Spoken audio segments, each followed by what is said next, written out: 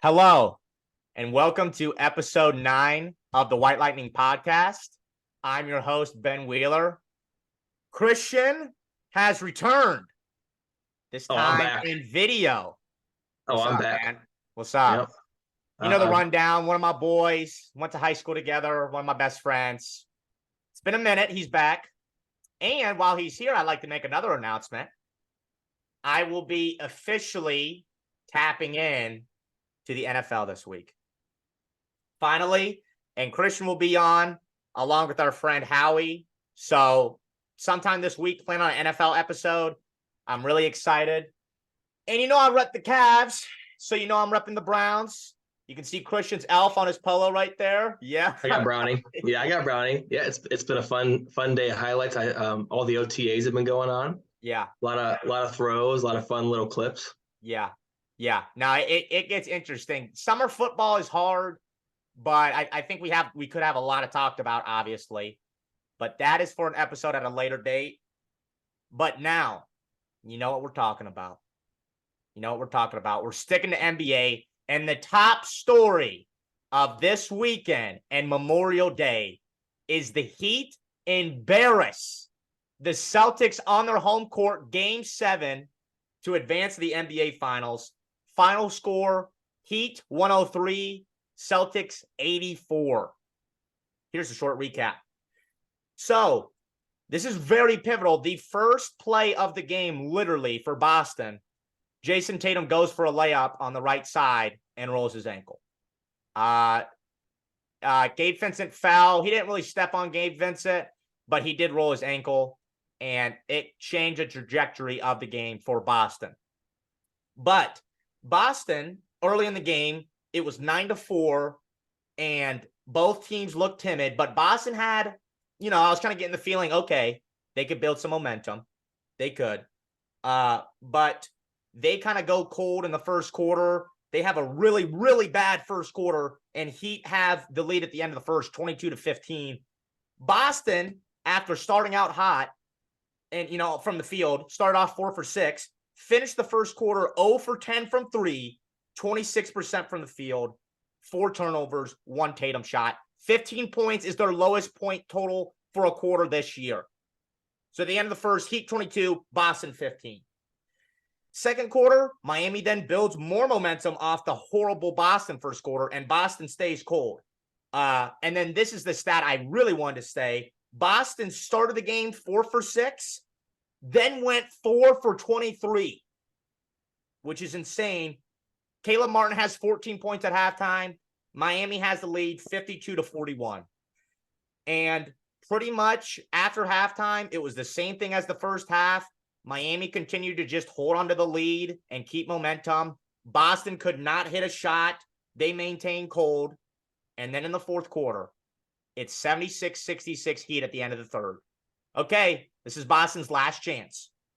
Boston in the fourth quarter goes 2 for 14 from 3, 8 for 23 from the field, and halfway through the fourth, in a Game 7 game to go to the finals, they had their bench players in.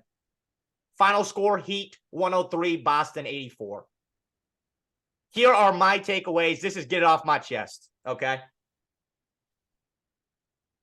Nothing justifies, and it makes completely zero sense that Game 7, Boston has all the momentum on their home court, win 3 in a row, and are 1 game away from completing the greatest comeback on paper in NBA history, are flat. They're not intense. They look scared. And again, I hate to say this because it's corny. The Heat again looked like they wanted it more in a Game 7 to go to the finals. That makes zero sense. But here we are. My second takeaway, you can thank Boston for beating themselves in this series. That was my main takeaway as well. In their losses, from 3, 9 for 42 in Game 7. That's 21%. That's called awful. The Game 1 loss, 34% from three. Another loss, 29% from three. Game 5 or game 3, 26% from three. This stat blows my mind. They shot themselves out of this theory. This stat absolutely blows my mind. Boston was 30% from three this series, Christian. Okay. Miami was 43% from three. Okay. Boston shot 62 more 3-pointers than Miami, and Miami made 8 more. Let me say that again. Live by the 3, die by the 3, man.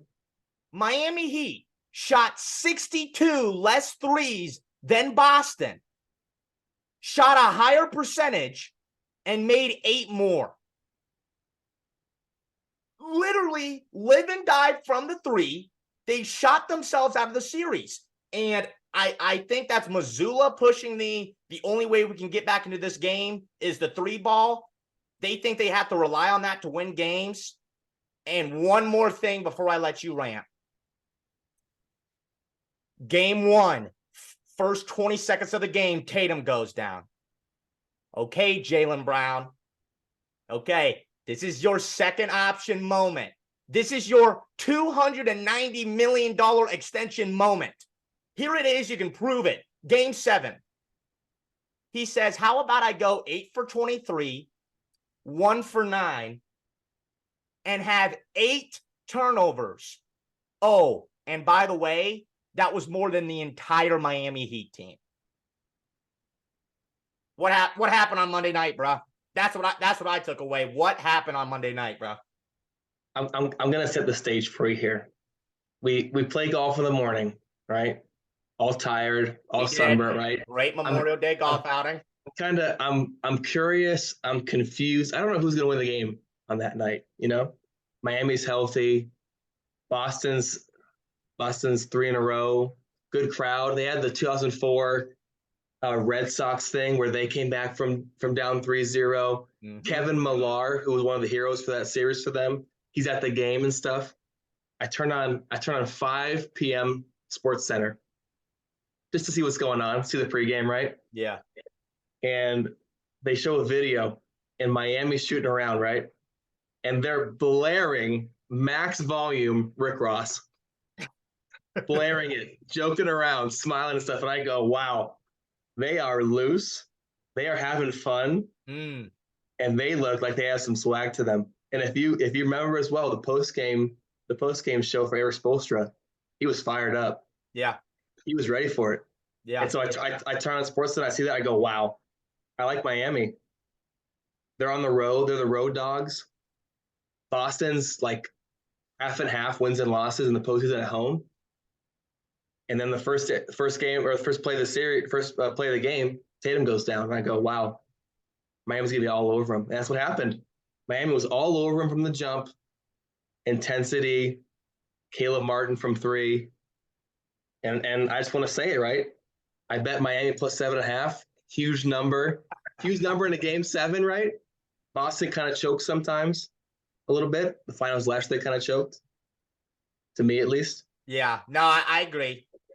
And again, Caleb Martin played out of his mind. All the road players played out of their mind. Jimmy Butler was good, but not amazing. He had 28, and I was like, it was a lot of free throws. You know, Yeah. that's how he does. But anyways, yeah, I saw that little Sports Center feature of them blaring Rick Ross. I'm like, wow, they're gonna take this one tonight. And I won some money, and I was happy.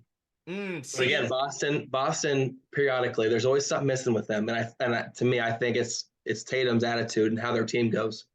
I just don't think in big spots they have it. I think they're kind of front runners a little bit. Oh, 100%, bro. 100%. One bad thing happens, they can't shoot for a little bit. Tatum goes down, and they have nothing else to back it up. They're a team that they win by 30 points or by almost nothing. And so do it, brother. One bad thing happens and they're done. Yep. And that's what I saw. Yep. Everybody said it the next day. I said it that day. And exactly what you said. When their 3-pointers are falling, when they're playing good defense, they are probably the best team in basketball. When their 3 points are falling, they're playing good defense, and Tatum is actually trying, they're the best team in basketball. But a little bit of adversity, you're kind of banged up. Cracks. You're not always healthy. You stink. You stink. And Miami is the exact opposite. Miami, no matter what, is going to play the exact same way. They're going to play tough. They're going to shoot threes. And they have the most comebacks from 10+ points in playoff history, I believe. In the playoffs, they have the most comebacks from down 10. So obviously, here's a team that battles through adversity. They were one of the most injured team in basketball this year.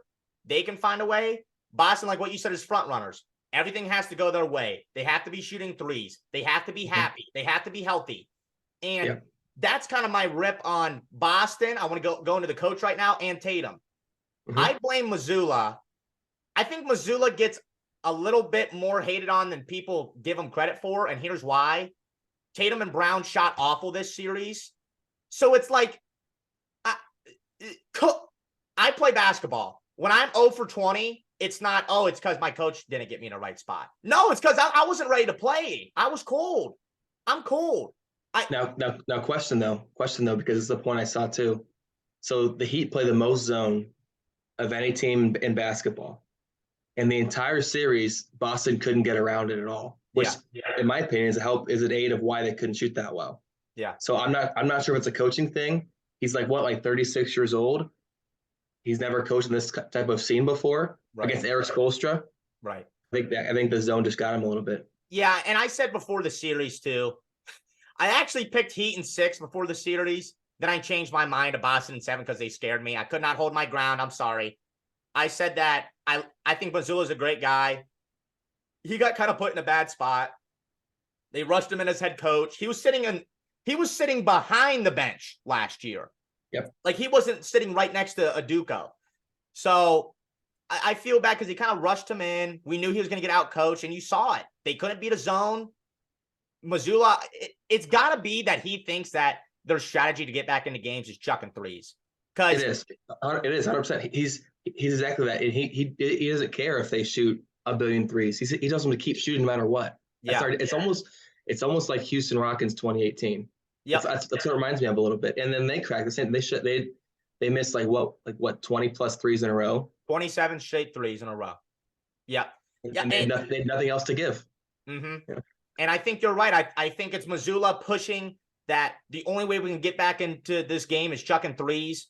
They were 16 for 77 the past 2 games. The 20%, then 20%. That was the worst stretch in postseason. It's pretty funny. I was watching the post-game show, right? Charles Barkley, one of the great shows, basically on television. And he said, if I was the coach during that game, I would have said, if the next person shoots a 3, I'm punching you in the face. He's like, they got to get easier baskets. They can't just keep shooting threes 24/7. If you don't have it that night, do something else. It blows my mind. I as a coach, why are you not showing them saying, hey guys, we just went 0 for 10 from 3 in the first quarter. Oh, and in game 6 that we edged out, we shot 20%. Like, let's work the ball in. I'm going to punch you in the face. I don't know about that, but definitely got to get some. Another great stat proving the 3-point point is Boston shot 7 shots that wasn't either a 3 or a layup. Proving our point is that they live and die by the 3. They shot themselves out of the series. Yep. And I want to shift now into a player that kind of shot them out of the series and didn't play well. Talking about adversity. Everybody on Twitter, everybody on the news saying, oh, well, that Tatum sprained ankle really kind of threw him off. You could tell he was hurt.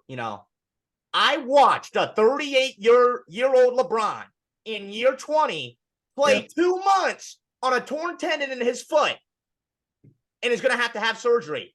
Oh, and in game 4, he had 40. Tatum, you're about to get $300 million. You already are $300 million. You were 4th in MVP voting.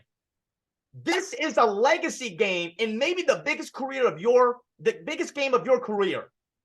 You can't find something within you to play harder. And that's what bothers me. And that's the team. That's with the Celtics. They got to be healthy. They got to hit their threes. They got to be happy. They got to play good defense because a little bit of adversity. Tatum has kind of a sore ankle. You know, things would be interesting if he didn't roll that ankle. Yeah, we're done. Yeah, too bad. Too bad. I mean, what do you think? I totally agree with you. And again, I think it's part of his personality. He is not an alpha dog, Tatum. Yeah. He gets nervous still. He's been in Eastern Conference Finals almost every single year of his career. He's still timid. He's nervous. For some reason, every time there's a big shot, Marcus Smart's shooting for some odd reason. Isn't that crazy? It's almost every single game.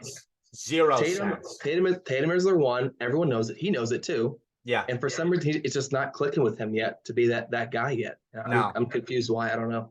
And I said it with Ben on episode 7. I said, you got to get a guy around him that he's an alpha. And he reminds me a lot of Kevin Durant, where he's kind of just like very laid back, doesn't like talking crap. He just wants to play basketball. You kind of question at times if he can be the number one on the best team. We saw it with KD in Golden State. He was the best player, but Curry was another number one, obviously. Yeah, total different scenario with 4 Hall of Fame players in one team. Right. Yeah, right. And I totally agree. And kind of branching off the Tatum point, where do you think Boston goes from here? If it's me, I trade Jaylen Brown 100%. And to me, they've already gone through 5-6 years of this little duo, right? And they've made the finals one time. They've made the Eastern Conference Finals almost every single year, right? But to me, you can't pay this guy $300 million if he's not going to be an A-level player. I don't think he's a second-team All-NBA player every single year. And to me, I think you need to if you're going to pay somebody super max money, I think you get Damian Lillard, an alpha who wants to shoot, who wants a ring, right? Pair him with Tatum. Tatum doesn't take the last shot. Dame takes the last shot every single time. Yeah. If I'm Boston, right? Because Tatum always passes up it anyway. So might as well get a guy who can actually take the last shot. Jaylen Brown obviously isn't an alpha. Maybe he wants to be. Maybe he thinks he is. But I am not paying a guy $300 million to be a number 2 to Tatum. And Tatum might be a number 2. So I can't believe we're even having this convo, but you're right. And you're talking about alphas, and I think that's really important. Yeah. I mean, Tatum, we're talking about a guy within the first 3 games didn't have a made shot in the fourth quarter. That's inexcusable. As the best player. As the best player. And the closer. Then, right. And then Jaylen Brown, like what you said, here it is. Here is your $300 or $290 million moment. Step up, the number 1 player's down. He didn't do it. And can't dribble? Can't shoot? No. What's insane to me about Jaylen Brown, and I would love to disagree with you about trading Jaylen Brown. I agree. I think you have to trade Jaylen Brown.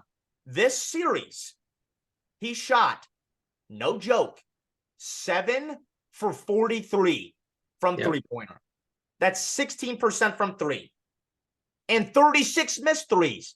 Can you imagine shooting 36 three-pointers and you missed them and you're like, okay, I'm going to keep on shooting? That's his mindset. What you said, he has problem taking care of the ball. He had 25 turnovers this series. And let's hear what his contract looks like that he wants. $50 million in 2024, 54 the next, 58 the next. Craziness, man. 62, then 66. For a guy that we just watched, had more turnovers than an entire team, does not shoot the 3 ball well, he can't be a playmaker for them. I don't know if you can justify it. And so question here. So look, the new CBA is next year, right? Mm-hmm. And the new rules, there's 2 aprons now of going above the salary cap, right? You have the first apron, which is the luxury tax, right? It's been there forever. Same thing. It's like 162 or something, right? Yeah. And then you have this new second apron, right? And I was going over it the other day. If you go over the second apron, there's multiple things that actually happen. It's pretty insane. And there was no time to adjust, teams to adjust to it, right? New CBA, if you go over this, I think it's 17.5 over the tax line, right? This is the second apron. What can happen is that you could cost you the mid-level exception. It costs you cannot sign players on the buyout market in season and you can't trade certain first-round picks for a 7-year period in trades. And so if you're going to pay two guys that much money in a year, you can't sign other players that well. Grant Williams is gone. Maybe Derek White's gone. You can't sign these better players. You better have 2 guys that you are confident they can win champions together. And I would not be confident because you haven't seen it in 6 years. These 2 can't win a finals. Right. And you're absolutely right. You make a great point. Those 2 combined for the contracts that they want is $110 million. And like what you said with the new CBA, team building is going to get even more interesting. When you're paying 2 guys $110 million and then you're trying to fill out the rest of your roster now with that, it's going to be really hard for 2 guys that we don't know that can handle it. And a Jaylen Brown stat that's interesting to me, you can tell he wanted that $290 million extension. Oh, yeah. And he was eligible for that because he made All-NBA. Yep. Before All-NBA, 25 points, 50% from the field, 47% from 3. After that, 19 points, 42% from the field, 21% from 3, 25% fall off. So and it stinks because we're not GMs. We don't know what packages are out there. Obviously, Dame is always the plug-in one that you do. But yeah, with this new CBA that's going to kick in, teams are going to get desperate. And it's going to get really interesting. It really is. Jaylen Brown was talking to Anthony Edwards after a game. Maybe something like a Brown for Cat. Nick Wright mentioned that yesterday. Yeah, that's interesting. He mentioned Ja Morant for Jaylen Brown, considering all the baggage with Morant. Yeah. Yikes. But I think you're right. I think with the new CBA, it's going to be hard to build a team, and it's going to be even harder when you got 2 guys that you question if they can be a number 1 or a number 2. So I think that's really, really interesting. Yeah, I think Portland's a big option. You always think the Clippers are a big option with how they roll, with how much they like to spend and how much and how desperate their owner is to win, right? The Cavs are a big option. Talk about later. That's a big option. There's plenty because again, this is like kind of the counter argument, right? Tatum and Brown are 2 elite wing players that can shoot and defend, right? Even if you want to say Jaylen Brown's defense has been kind of mid the last year, right? Not a lot of big time wings on the market. The Cavs, that's the same thing for the Cavs. The Cavs can't find a big time wing, right? So do you put on 2 big time wings that can shoot and defend? It's tough. It's tough to find those guys. But again, when the money is that insane, when you have a supermax contract of $300 million, trade that for a guy who's not as good and get better depth. Right. Yeah. You put yourself in a hard spot because, yes, Jaylen Brown does fit a position of need right now in the NBA. A 6'7" guy that can play defense and shoot the threes. But with his contract that he wants, plus the new CBA, I don't know how you justify it. I'm glad we're on the same page. I lean towards no.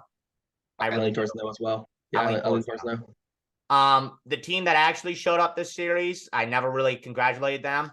I want to give my hats off to the Heat. They deserved it. They really did. I said Heat in 6 in the beginning because I said I thought Jimmy Butler was the best player in this series, and I thought that Eric Spoelstra was the best coach.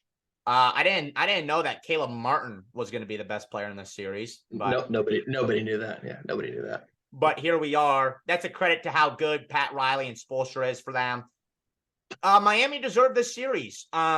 Jimmy averaged 24, 7, and 7.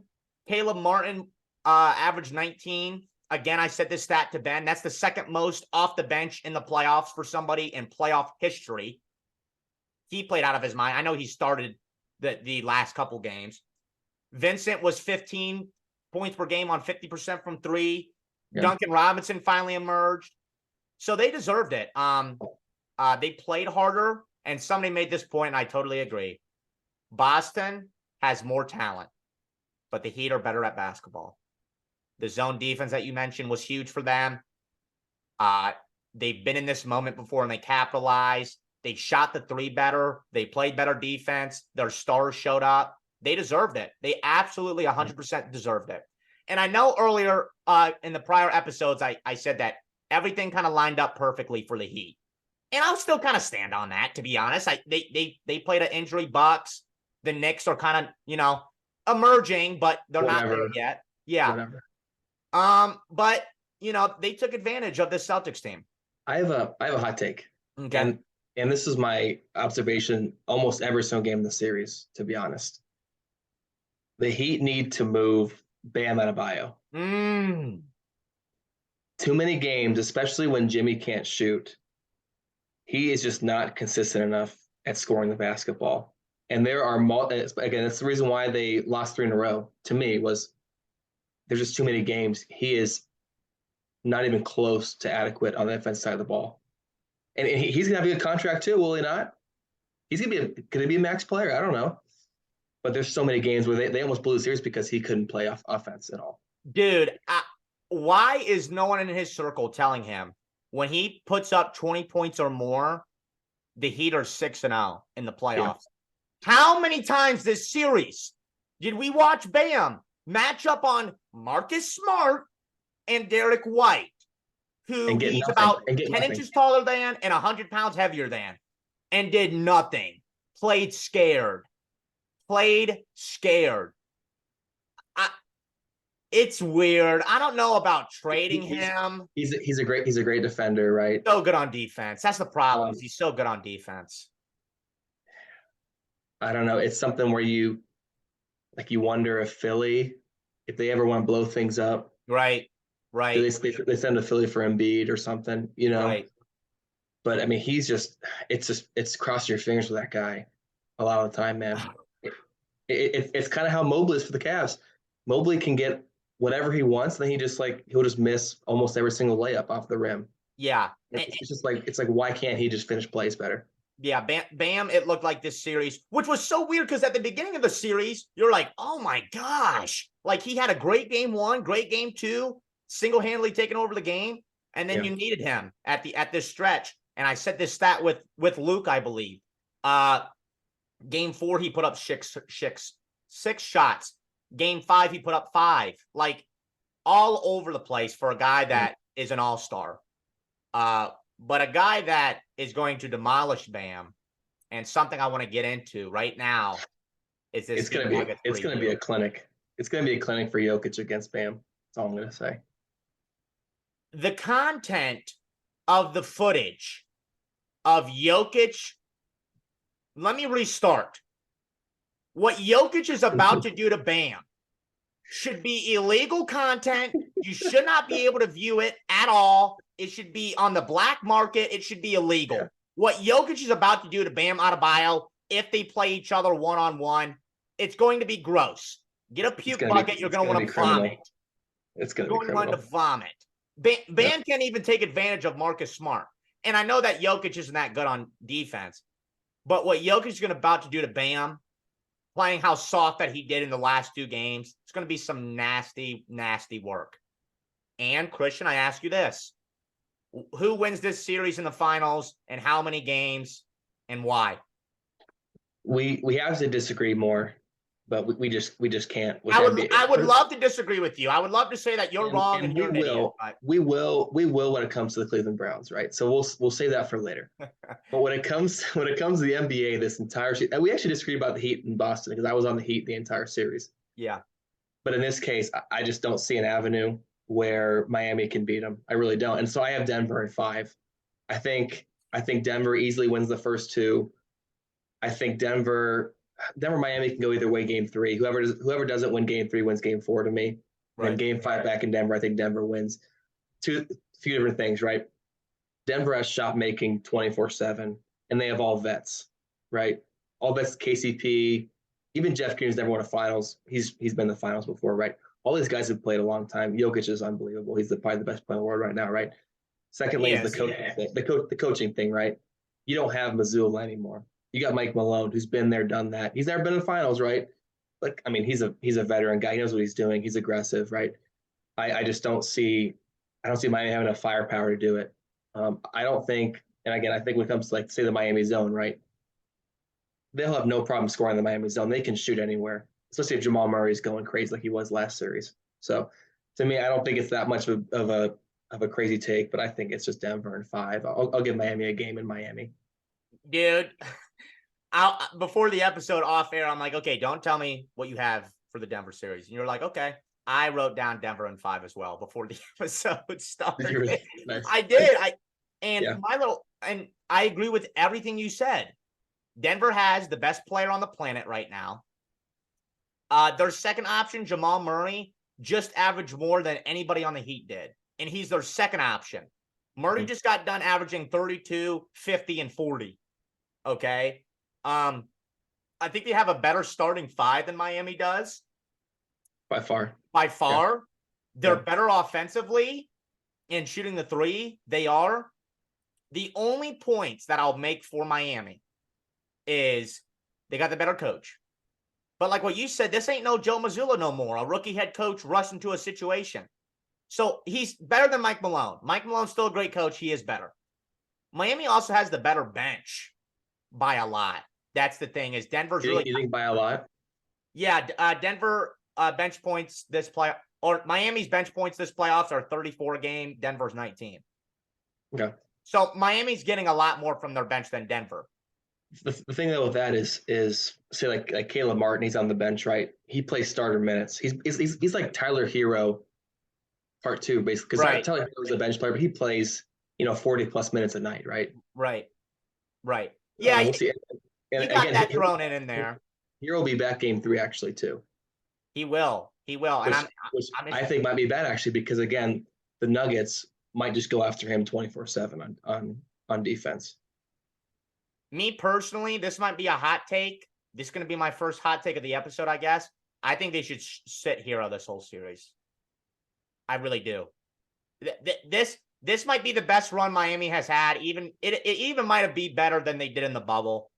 And you're doing it without Hero. My point is, if it ain't broke, don't fix it. Maybe if you're down, you gotta if they're struggling, if they're struggling from 3 or something, you got to bring them in for offense. It's gonna be all situational for them, I think.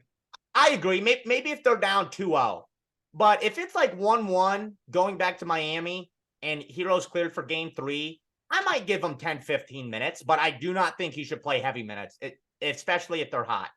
What's the you know what the spread is by chance for game 1? 8.5 Denver. Oh, I'd be all over Denver on that one. Yeah. I all agree. over it, man. I agree. Damn near 2 weeks rest. Again, they got the best player on the planet for all the reasons I said. I mean, the Heat, my little rundown for the Heat is, again, they got the better coach. They get more out of their bench. Miami 34 points per game off bench to Denver's 19. Yeah. I'll give you that they've been there before. Miami's been there before. This is kind of new for the Nuggets, a finals appearance. I think Miami's a little more scratchier and more intense. Yeah. And they're better on defense. They're better on defense than Denver is. Yeah, the thing I'm going to say is having Denver beating the Lakers with them being at basically their best form all year, and they were probably the best team in the second half of the year, the Lakers were. Yeah.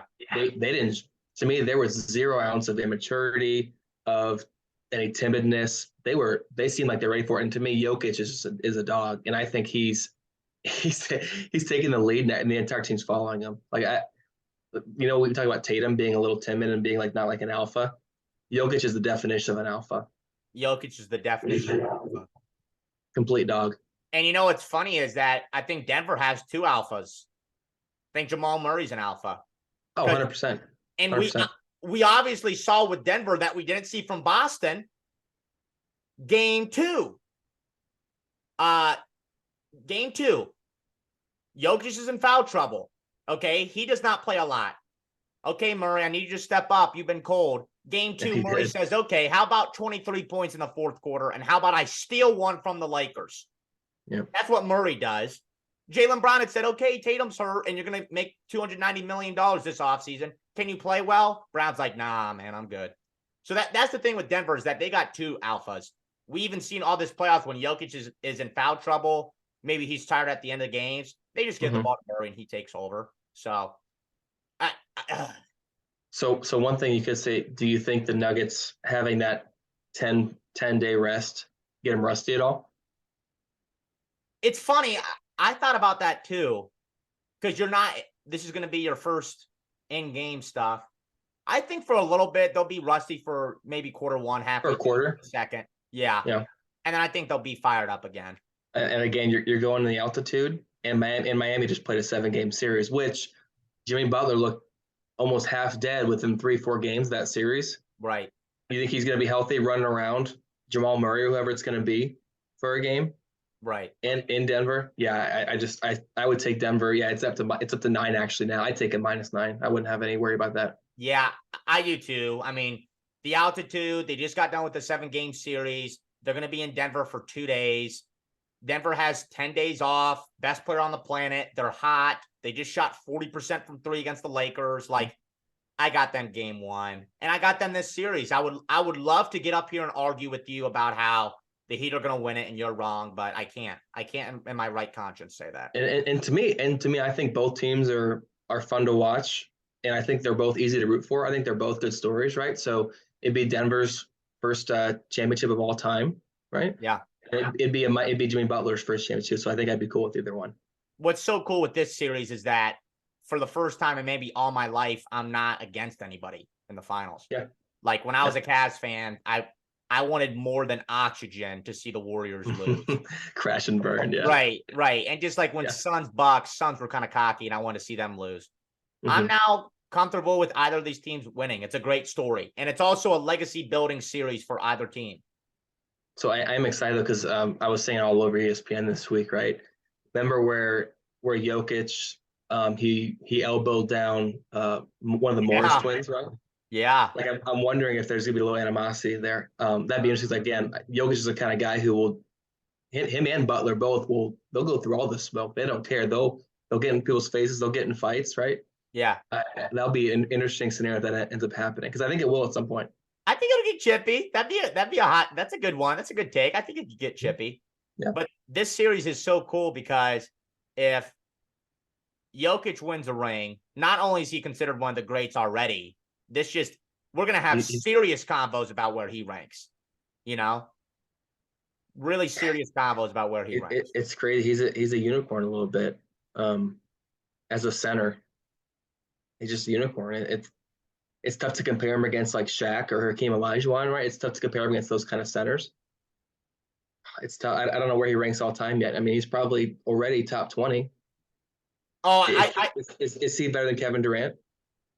All time if he wins this ring? Yeah. Yeah. Yep. I think you're right. Yep. If Jokic wins this ring and completes this run, he is better than Kevin Durant all time. He is better than KD all time. And my argument for KD is that the 2 Warriors rings might be the grossest and most disgusting rings in NBA history. Shouldn't even count when it comes to comparing. You know what's nasty work is in 2018 when the Warriors swept the Cavs, Bob Myers, and quote, said it was really hard to celebrate it because we knew we were so much better and we had to do this. Yep. They watered down the most important things in sports that players build their careers after because their team was so loaded. For me, it shows again why the CBA is so important because for those couple years, they allowed the contracts to be able for them to get Kevin Durant and it ruined basketball. So I'll be interested to see if this new CBA, where you can only have basically 2 stars at a time and it makes things impossible to build anything more than that, will that ruin basketball a little bit? That'd be interesting. Yeah, it kind of stinks because it's like, okay, teams are now finally figuring out how the contracts work. And now we're going back to something new. We're going to change it up. Yeah, we're going to change it up all of a sudden. Yeah. But that's a really good point is that we're not going to see guys like KD sign for the mid-level exception because they want to ring chase anymore. We won't see that anymore. Teams are going to actually have to build, like what you said, around 2 stars on kind of team-friendly contracts. And build from there. But with Jimmy, if he wins this ring, we're going to have some dialogues on him, and where he ranks. It's tough. It's tough ranking him, right? Because his numbers aren't elite with the top players in history. Scoring wise or whatever it may be. Is he an all NBA guy? Right now? He wasn't an all NBA guy this year, was he? Right? No. Was he one last year? I don't think Does so. he No. have- I believe does he so. have Yes, any? he wasn't all NBA last year. He was all NBA. Okay. He was all NBA. You It's are right interesting. because it's weird because it's like was a second or third option for the Bulls for like 6 years. Then goes to Minnesota and is there for a short stint. Does nothing really. He's really came into his own in Miami. But if he wins this ring, I will say this: if he wins this ring, it's top 5 most impressive rings in NBA history. Oh yeah, easily. Yeah, With 4 undrafted players around them, they had the longest odds in the entire field to win the NBA final, even go to the NBA finals, right? I guess it was lucky where Giannis was out a couple games, but it's still the Bucks. The Bucks play well without Giannis too, anyway. Beat Giannis and wasn't it 5 games? 5. Yeah, ran him off the court. It's been 5, yeah. Yeah. If Jimmy Butler wins this, beats a top 2 player in basketball. Top 2 seeds though. Beat the Bucks and the Celtics in the same and then beats the number 1 seed from the West. Yeah. That's that's like Dirk. It's like Dirk and Dallas. Yeah. If Jimmy Butler, he beats the 8th seed with the second best player in basketball, he beats the number 1 seed in 5, then cruises past an emerging Knicks team, then beats the 2nd seed and a top 3 team record in basketball in 7. If you beat the best player in the world in the NBA finals, I cannot imagine. I would be completely shell-shocked if they win this series. I really would. But I want to close on this. What are your main closing points about your thoughts about everything we talked about? What are 3 things that you want to close with? One, I think the Celtics got to not blow it up, but toss it around a little bit, and especially trade Jaylen Brown, right? I think the finals is going to be Nuggets in 5. I think it's going to be competitive. It might be like the Lakers series where the games are close, but it ends in 5 games, right? Right. And I just think the Heat's run has been one of the most enjoyable runs I've seen and surprising runs, maybe in NBA history. I totally agree. I would say my closing points are this. I think this Heat run is incredible. A mixture of getting lucky and also taking advantage. If they do win this ring, it is one of the most impressive rings I will ever see.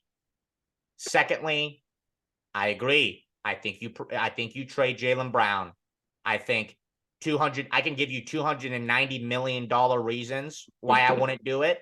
I can give you 25 turnover reasons I would do it. I would give you 16% from 3 why I would do it. And I'll give you his fall off from 25 to 19 points per game reasons to do it. And third, I think Denver wins this finals, man. I really do. I think in 5 games, the best player in the world, probably the best second option in basketball right now. They're hot. They're playing well. So it's incredibly interesting. But that is episode 9 of the White Lightning podcast. That was a good episode. I appreciate you, Christian. Thank you. No problem. It was fun. I'm excited to get a little more some Browns action here in NFL action. Yeah, I'm excited. Maybe they can win one of these, but in silver and bigger. You know, and not say Louisville on it. Yeah, for sure. Yeah. But man, what a good episode. Again, I'm really excited getting to the NFL. I'm very passionate about the NFL. But I will say it's been a fun playoffs. I've actually enjoyed almost every single series of it. Besides the Cavs, right? That's the one fall off, right? But all those other series I've enjoyed. It's been a lot of surprises. It's so nice. I tell my dad this all the time. The super team is dead. We're finally seeing teams how they're supposed to be built. You have to have a good coach. You have to have a good bench. You got to be good at defense. Basketball's in such a great place right now, and I agree. Every series was enjoyable. From even the Nets Sixers made some exciting games to this. Yep. It's been great. Yep. Christian, I appreciate you, bruh. Thanks again. That was great. That was episode 9 of the White Lightning podcast. I am your host, Ben Wheeler. I was joined by Christian Harwood today. I will see you soon. We will finally be talking about NFL. Have a good day. Good night.